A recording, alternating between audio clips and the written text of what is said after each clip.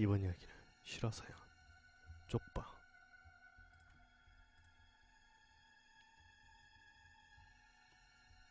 이번 에피소드는 내가 중학생이던 시절 친구와 관련된 이야기인데, 원래 오늘 쓰려던 게 아니거든. 잊고 지내고 있었는데 방금 전에 웹툰 보다가 갑자기 아무 이유 없이 번뜩하고 떠올랐어. 이 이야기는 엄청난 공포와 숨막히는 반전을 가지고 있기 때문에 누군가에게 발설하면 내 신변에 크나큰 위험이 생기는 건 아니고 그냥 까먹고 있었나봐. 지금도 완벽하게 기억나는 건 아니라 중간중간 구멍나는 부분은 내가 알아서 메꾸도록 할게. 용식이가 국글링 입문 시절, 그때 용식이는 2살 많은 누나와 어머니 그리고 친할머니와 같이 살고 있었고, 아버지는 1년에 반 이상을 배를 타는 생활을 했었나봐. 내가 질풍노도의 사춘기 시절을 겪을 때 용식이를 알게 되었고, 그때도 어렴풋이 배를 타는 아버지의 이야기를 들었던 것 같으니 꽤 오랜 세월을 바다와 함께 보낸 셈이지. 그런데도 생활 형편이 많이 안 좋았던 건지 용식이는 항상 좀 지저분했고, 도시락으로 싸우는 반찬들도 또래 친구들에 비해 한참 모자라는 그런 아이였어. 근데 그런 용식이에게도 남들보다 월등히 뛰어난 능력이 있었는데 그게 바로 입담이었어. 지금은 나도 수년간의 직장생활로 인해 말수도 좀 많아지고 보고서 쓰느라 글솜씨도 좀 나아진 편인데, 그때 당시엔 입이 거미줄이 막 치고 사는 날이 더 많았었지. 그래서 쉬는 시간만 되면 용식이를 앉혀놓고 그때 당시 유행하던 만화책 이야기도 듣고 TV에서 방송했던 무서운 프로그램 줄거리도 다 듣고 그렇게 시간을 보내곤 했었지. 물론 용식이가 이야기에 살 좀 많이 붙이긴 했었지만 말이야. 그런데 용식이가 아까 말한 대로 국굴링이던 시절 집에 새를 줬나봐. 방이라고 하기에도 뭐 쪽방 같은 곳이었는데 용식이네 집이 아주 오래된 한옥집 같은 곳이라 화장실이 마당 한켠에 있었나봐. 예전 드라마 보면 마당에서 둔목도 하고 그러잖아. 바로 그런 집이 용식이네 집이야. 구석에 있는 쪽방 한켠을 새 놓을 수가 있었대. 집안에 성인 남자라고는 아버지 한 분뿐인데 그마저도 1년에 몇 달밖에 집에 안 계시니 젊은 아가씨한테 새를 주기에 안성맞춤이었던 거지. 용식이가 이모라고 부르면 잘 따랐다고 하는데, 나중에 알고 보니 동네 작은 주점 같은 곳에서 일하는 소위 말하면 술집 아가씨였던 셈이지. 밤장사가 일찍 끝나면 날이면 용식이가 좋아하는 통닭도 사오고, 낮에는 할머니 말벗도 해드리고 어머니와 언니 동생 하면 잘 따랐던 착한 아가씨였는데, 용식이네 집에 새를 들어오고 몇 달 지난 후에 이 아가씨가 주점에서 꾸준 일을 하다 동네 건달 하나하고 정분이 난 거야. 용식이네 어머니도 말리고, 아무리 아가씨 직업이 그렇다고 해도 정분난 건달 자체가 워낙 개망나니인지라 동네에서도 걱정이 이만저만이 아니었대. 쪽방 같은 그 작은 방에 거의 눌러 살다시피 했는데 용식이네 아버지도 안 계시니까 도와줄 사람이 없잖아. 그러니 그쪽 방에서 사람 죽는 비명소리가 나고, 아가씨는 매일같이 멍을 달고 살아도 가족 모두 반가운 수밖에 없었대. 지금도 그렇지만 그때도 가정폭력이나 연인 간의 치정관계에 대해서는 우리나라의 법 구조가 큰 도움이 되지 못한 거지. 그러다 어느 날 저녁 때 아먹는 이른 시간에 또 그쪽 방에서 물건을 집어던진 소리와 건달놈이 내지른 욕소리 뒤섞인 고함소리가 용식이네 집안에서 쩌렁쩌렁 울려 퍼지기 시작한 거야. 어머니는 용식이네 누나를 끌어안은 채로 안방문을 걸어잠그고 바들바들 떨고 있었는데, 1시간쯤 지났을까 아가씨의 흐느끼는 듯한 비명소리도 더 이상 들리지 않고 바깥이 조용하더래. 그러고도 한참을 어머니는 밖을 내다볼 수가 없었는데 쪽방이 끼익하고 열리는 소리가 들리더니 그 소리가 곧 대문 쪽으로 이어지더래. 그리고 그때 용식이가 웅얼거리는 목소리가 들리더라는 거야. 아들 목소리에 정신이 번쩍 든 용식이 어머니가 맨발로 바닥으로 나섰더니 용식이가 그 건달 아저씨를 올려다보고 뭐라 이야기하고 있었다는 거야. 근데 그때 용식이를 내려다보는 건달 아저씨 눈빛이 평상시와는 다르게 좀 이상하더래. 기분이 묘해진 어머니가 용식이를 낚아채서 뒤로 숨기고는 애들 아빠 오면 더 큰 사단이 날 거니까 아가씨 그만 괴롭히고 지 집에서 나가라고 소리 지르니까 그 건달 아저씨가 조용한 목소리로 여기 더 이상 볼 일 없으니 걱정 마쇼 이렇게 짓거리고는 보찜 같은 배낭을 하나 짊어지고 마당 밖으로 유유히 사라지더라는 거야. 어머니는 한참 동안 그 건달이 사라진 대문을 바라보다가 아까 용식이하고 마주보고 이야기하던 장면이 퍼뜩 생각이 나더라는 거야. 그래서 용식이를 돌려 세우고 무슨 이야기 했냐고 다그쳐 물어보니까 용식이가 해맑게 웃으면서 아저씨가 치마 두른 것들을 절대 믿지 말라고 했다고 그 소리를 하더라는 거지. 기가 막힌 어머니가 별 미친 짓 다 했다고 미친놈 다 했다고 중얼거리면서 용식이한테 빨리 들어가서 손 씻고 저녁 먹을 준비하라고 호통을 치셨나봐. 아저씨 때문에 괜히 홍구멍이 난 용식이는 마당에 있는 수도꼭지에 손을 씻으러 갔고 어머니는 아가씨를 부르며 쪽방 쪽으로 다가섰다고 해. 그리고 어머니가 쪽방 문 고리를 잡아 돌린 그때 용식이가 앉아있던 수도꼭지까지 뭔가 후끈한 열기 같은 게 느껴지면서 비릿한 냄새가 혹하고 맡아지더라는 거야. 그 정체를 알 수 없는 열기에 용식이가 고개를 돌리고 쪽방 문을 바라보니까 어머니가 그 자리에서 굳은 채로 입을 벌리고 방 안 한 곳을 우두커니 쳐다보고 계시더래. 그렇게 한참을 못 박힌 듯 서 계시던 어머니가 그 자리에 주저앉더니 비명을 지르는데 용식이가 걱정돼서 몸을 일으키려고 하니까 그 와중에도 오지 말라고 하면서 절대 이쪽으로 보지 말라고 할머니 모셔오라고 소리를 지르시더라는 거야. 평상시 보던 어머니의 모습과 너무 다른 흐트러진 그 모습에 용식이는 섣불리 다가설 수가 없었대. 그리고 마당이 소란스러우니까 할머니가 무슨 일이냐며 마당으로 나오셨고 어머니가 주저앉아 계시는 그 쪽방문 앞에 다 섰는데 할머니 또한 어머니와 같이 그 자리에서 허물어지듯 주저앉고 마셨다는 거야. 두 분은 한참을 부둥켜 안고 이를 어쩌냐면서 그런 소리만 계속 반복하셨고 시간이 이렇게 지나고 나서야 쪽방 문을 닫고 경찰에 신고를 할 수가 있었대.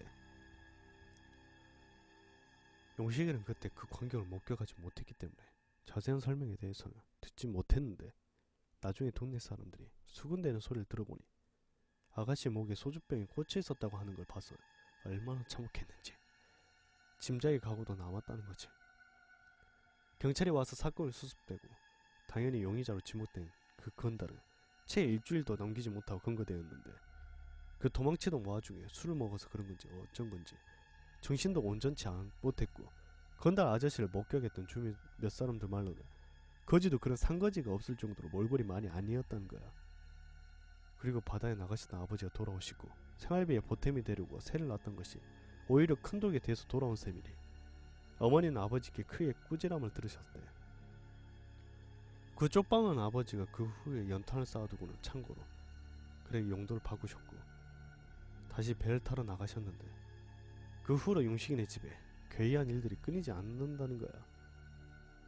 사건이 끝인 줄만 알고 안심하던 가족들에게 그 이후부터 더 악몽 같은 일들이 벌어지게 된 거지.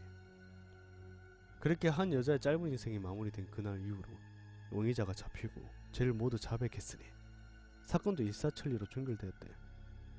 워낙 동네에서 사고를 많이 일으키던 놈이라 용식이 어머니 말고도 증언할 사람들이 수두룩했던 거지.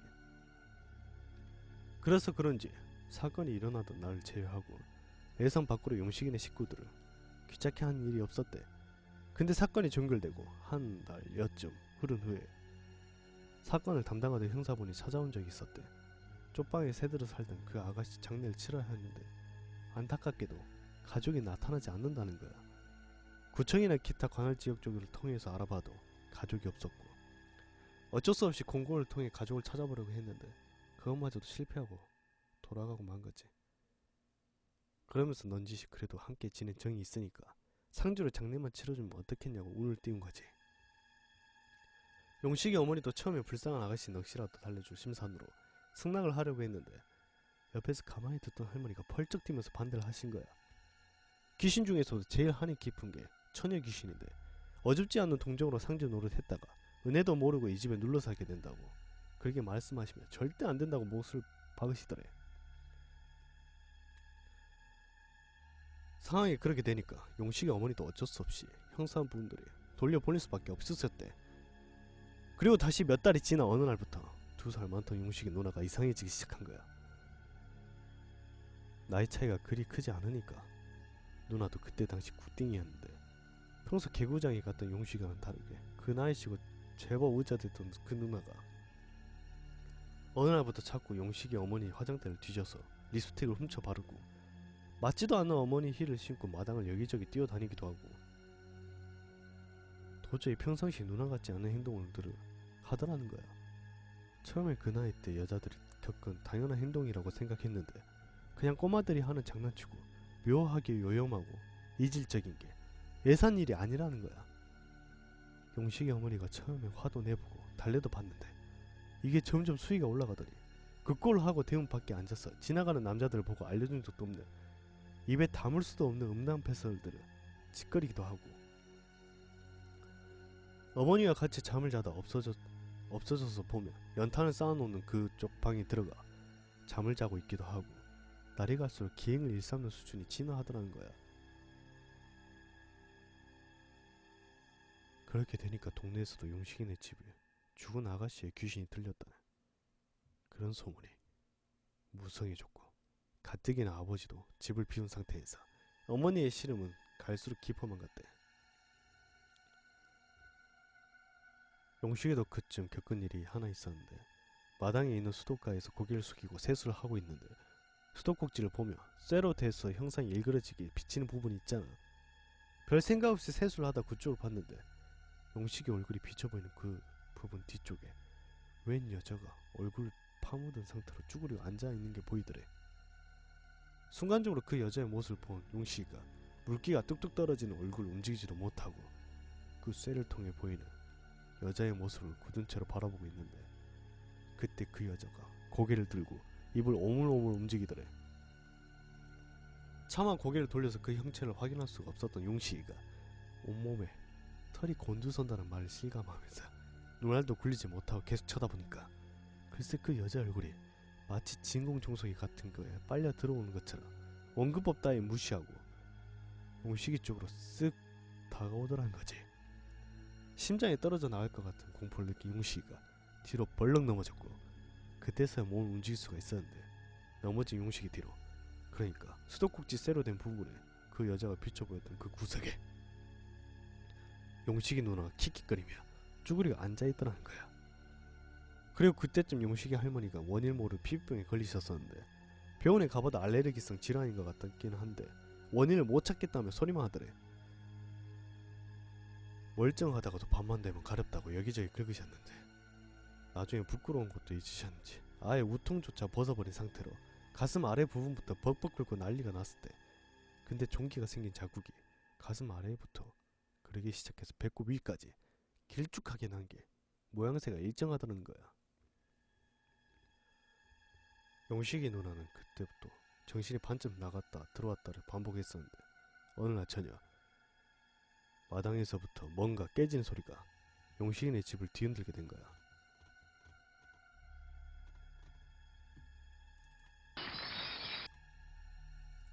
그 소리에 잠이 깬 어머니와 용식이가 마당으로 나와서 보니까 누나가 쪽방에서 연탄을 가지고 나와서는 공병을 내다 팔려고 쌓아놨던 술병들을 내리치고 있더라는 거야.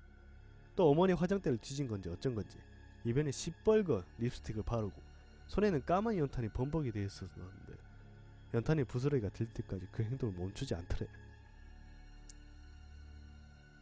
놀란 어머니가 입을 떡 벌리고 말리지도 못하고 있었는데 결국 연탄 부스러기가 됐어서 없어졌는데 그때까지 유리병을 내리치는 행동을 멈추지 않았던 누나는 손 여기저기에 유리가 박히고 피투성이가 된 거지. 피를 보고 나서야 제정신으로 돌아온 어머니는 누나를 끌어안고 오열을 하셨대. 그리고 할머니도 뒤따라 나오셨는데 허공에다 대고 욕설을 하시면서 머리 검은 짐승이 어찌 이럴 수 있냐고 소리를 고래고래 지르셨대. 그 사건을 계기로 누나는 더 이상 학교에 다닐 수 없을 지경에 이르렀고 동네에서 수군거리는 소리는 커져만 갔어. 그리고 어머니와 친분이 있던 몇몇 아주머니들도 용식이네 집에 왕래를 끊었고 그렇게 집안은 점점 어두워져 가기만 시작한 거야. 그러다 어느 날 지금은 그런 분들을 많이 찾아볼 수가 없는데 그때만 해도 절에서 시주를 나오시던 스님분들이 종종 있었거든. 용식이네 집에서도 그런 스님이 한 분 나오신 거야. 어머니는 그날도 기행을 일삼는 누나를 붙잡고 애를 쓰고 있던 중이었는데 스님이 오셨으니까 쌀통에서 쌀을 한 바가지 가져다 주신 거야.